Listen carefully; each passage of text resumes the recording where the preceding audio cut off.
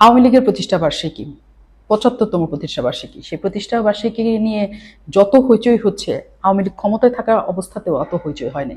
গেল ৩-৪ দিন ধরে আওয়ামী লীগের প্রতিষ্ঠা বার্ষিকী ঘিরে যে পরিমাণ, প্রথমে পুলিশ মোতায়েনের কথা, পরে র্যাব মোতায়েনের কথা এবং শেষ পর্যন্ত সেনাবাহিনী মোতায়েনের কথা শোনা যাচ্ছে, তাতে মনে হচ্ছে যে এটার একটা বিরাট একটা অসহনীয় অবস্থা তৈরি হবে ২৩শে জুন, যেটা আওয়ামী লীগের প্রতিষ্ঠা বার্ষিকী।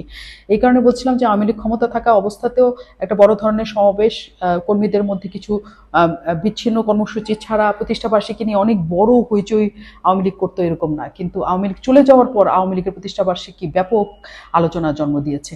কেন এই আলোচনার জন্ম দিয়েছে? কারণ অনেক আগে থেকে খবর এসছে যে ভারতে বসে বাংলাদেশে আওয়ামী লীগের প্রতিষ্ঠা বার্ষিকীকে ঘিরে কি ধরনের কাজ করা যায়, কর্মপরিকল্পনা করে যায় এবং একটা ফিরে আসার ছক পরিকল্পনা করছে হচ্ছে আওয়ামী লীগ, এবং সেই অনুপাতে বাংলাদেশের সকল নেতাকর্মীকে তারা নির্দেশনা দিচ্ছে। সেইখান থেকেই শুরু। এই খবরটা ছুটে যাওয়ার পর থেকেই মনে করেন যে গোয়েন্দা তৎপরতা, গোয়েন্দা রিপোর্ট এবং নানা কিছু থেকে দেখা যায় যে আসলেও এই প্রতিষ্ঠা বার্ষিকী ঘিরে আওয়ামী লীগের রাজনীতিতে জানান দেওয়ার একটা সুযোগ তৈরি করতে চায় আওয়ামী লীগ, এবং একে কেন্দ্র করে মনে করেন ২-৩ দিন যাবৎ নানা জায়গায় মিছিল হচ্ছে। শুধু মিছিল না, মিছিল থেকে পুলিশ যাতে আক্রমণ না করে এই কারণে পুলিশকে হুমকি দেওয়ার কথা হতেছে, এবং নানা নানা জায়গায় আসলে বিচ্ছিন্নভাবে এই মিছিল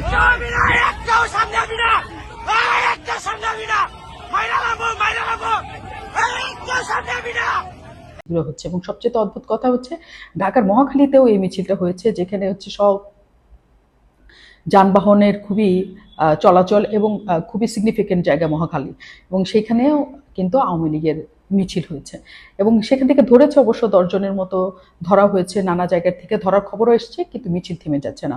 আওয়ামী লীগের কার্যক্রম নিষিদ্ধ, কিন্তু আওয়ামী লীগের সাংগঠনিক কার্যক্রম কিন্তু থেমে নেই। পুরো বাংলাদেশ জুড়ে আওয়ামী লীগের যত নেতাকর্মীরা আছেন তারা ভিতরে ভিতরে সাংগঠনিক কার্যক্রম চালিয়ে যাচ্ছেন, এবং এই প্রতিষ্ঠা বার্ষিকীকে ঘিরে যে তাদের একটা বড় ধরনের তৎপরতা আছে, এটাই কিন্তু তারা করতে চেয়েছে, এবং নানাভাবে আমরা সেটা দেখছি এই কারণে যে মিছিল তারা থামিয়ে দিচ্ছে না।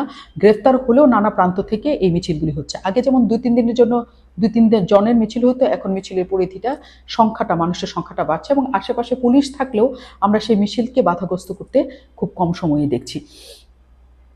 এই যখন অবস্থা, তখন পুলিশ কিন্তু হেডকোয়ার্টার থেকে একটা নির্দেশনা পুলিশের কাছ থেকে এসেছিল যে ২৩ তারিখে আওয়ামী লীগের প্রতিষ্ঠা বার্ষিকীকে কেন্দ্র করে নানা জায়গায় মিছিল হবে, তারা পতাকা উত্তোলনের চেষ্টা করবে, কার্যক্রম তাদের যে কার্যালয়গুলি আছে তা খোলার চেষ্টা করবে, পুলিশের সাথে তাদের একটা সংঘর্ষের আশঙ্কা আছে, এবং তারা আরও বলেছে এনসিপির সাথেও তাদের একটা সংঘর্ষের আশঙ্কা আছে। কাজে এতগুলি আশঙ্কা থেকে পুলিশকে সর্বোচ্চ সতর্কতার কথা কিন্তু বলা হয়েছে।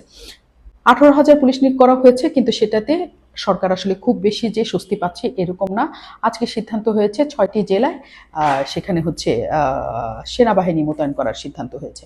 সেই ৬টি জেলা হচ্ছে ঢাকা, চট্টগ্রাম, নারায়ণগঞ্জ, গোপালগঞ্জ,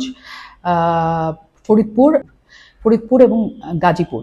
এই ৬টা জেলায় হচ্ছে সেনা মোতায়েন থাকবে আগামীকাল। তার মানে এই ৬টা জেলাকে কেন্দ্র হিসেবে ভাবা হচ্ছে। গোপালগঞ্জ তো স্বাভাবিকভাবেই আপনারা জানেন যে সেটা আওয়ামী লীগের পুরোপুরি ঘাঁটি, এবং সেই ঘাঁটি থেকে অনেক কিছু করার চেষ্টা করা হবে স্বাভাবিক, কাজে সেখানে সেনা মোতায়েন তারা চাইতেই পারে। একই সাথে গাজীপুরও ভীষণ রকমের রাজনৈতিকভাবে ওইটা খুবই ভাইব্রেন্ট, এবং ওইখানে একসময় আওয়ামী লীগের খুবই প্রতাপশালী যাকে বলে নেতাকর্মীরা ছিলেন, সেটাকেও ভাবা হয়েছে।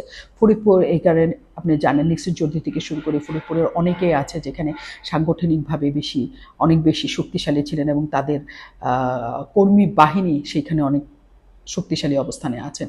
চট্টগ্রামও আপনি একই সাথে জানেন যে চট্টগ্রামের এখান থেকে বৃহৎ শহর হিসেবে সেটাকেও টার্গেট করতে পারে আওয়ামী লীগ, এবং এই কারণে এই ৬টি জেলার জায়গাতে সেনাবাহিনী মোতায়েন করার কথা বলছে।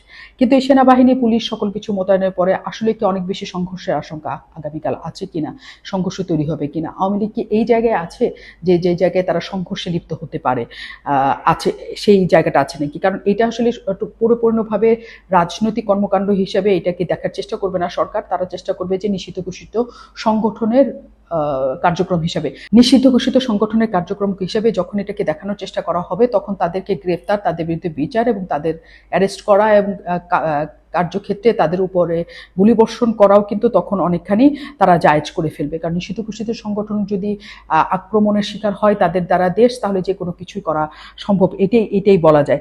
কাজেই আওয়ামী লীগের জন্য যে খুব বেশি সহজ হবে ব্যাপারটা তাও না। এবং আরেকটা জিনিস হচ্ছে যে সবসময়ের জন্য বলা হয়ে থাকে যে আওয়ামী লীগ ক্ষমতায় থাকা অবস্থায় যতখানি প্রভাবশালী এবং ক্ষমতাশালী, তারা বিরোধী দলে থাকা অবস্থায় তাদের ক্ষমতার মানে প্রভাবে তারা সর্বোচ্চটা তারা ব্যবহার করেন, সাংগঠনিক শক্তির সর্বোচ্চটা ব্যবহার করেন। সবসময় বলা হয়ে থাকে আওয়ামী লীগের সাংগঠনিক শক্তি হচ্ছে ভয়ঙ্কর লেভেলের শক্তিশালী জায়গায় থাকে।